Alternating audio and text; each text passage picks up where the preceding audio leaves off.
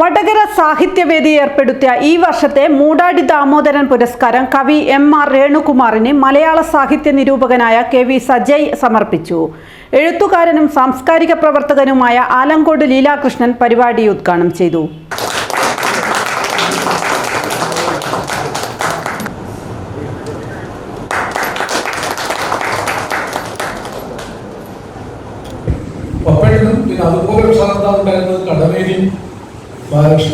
കടമേരി ബാലകൃഷ്ണനും അനൂർ പപ്പേട്ടനും പിടിച്ച ഓരോ തവണ അവിടെ വന്നു. പിന്നെ എനിക്ക് അതുകൊണ്ട് ഒരുപാട് ബന്ധുക്കളുണ്ടായിരുന്നു. വടകര പി.ടി.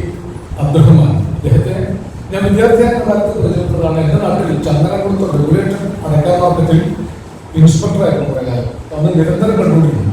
പി.ടി. അബ്ദുറഹ്മാൻ, വി.ടി. കുമാരൻ മാഷെ ഒരിക്കലും ഞാൻ കണ്ടിട്ടുണ്ട്. പിന്നെ വി.ടി. മൊഴിയുടെ അച്ഛൻ എന്ന നിലയിൽ അദ്ദേഹത്തിന്റെ കത്തുകൾ വായിച്ചു.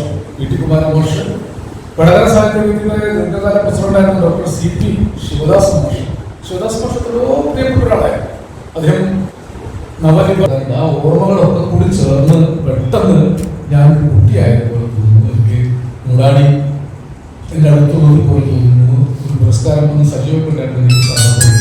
അപ്പോൾ ഞാനൊക്കെ പറഞ്ഞു, ഈ വടക്കേ മലബാറിന് വിശ്വസ്തു കടത്തനാടിന് അകളങ്കശുദ്ധമായ ഭാഷ, സംസ്കൃത സ്വാധീനം ഇല്ലാത്ത ഭാഷയാണ് ഇവിടുത്തെ മലയാളം.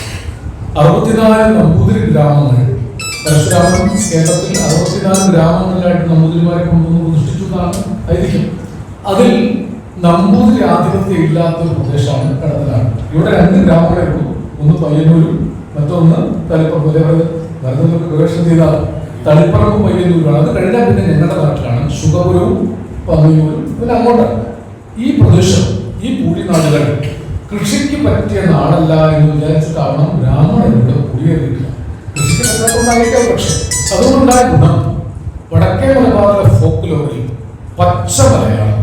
സാഹിത്യവേദി പ്രസിഡന്റ് ഡോക്ടർ A.K. രാജൻ ചടങ്ങിൽ അധ്യക്ഷം വഹിച്ചു. Doctor K.M. ഭരതൻ പുരസ്കാര കൃതി പരിചയപ്പെടുത്തി. കവി വീരാൻകുട്ടി അനുസ്മരണ പ്രസംഗം നടത്തി. P.P. Damodaran, doctor K.M. Jayasree, സാഹിത്യവേദി സെക്രട്ടറി പുറന്താടത്ത് ഗംഗാധരൻ, P.P. രാജൻ, പുരസ്കാര ജേതാവ് M.R. രേണുകുമാർ തുടങ്ങിയവർ സംസാരിച്ചു. മേഘ്ന ഗോവിന്ദ് കാവ്യാലാപനം നടത്തി.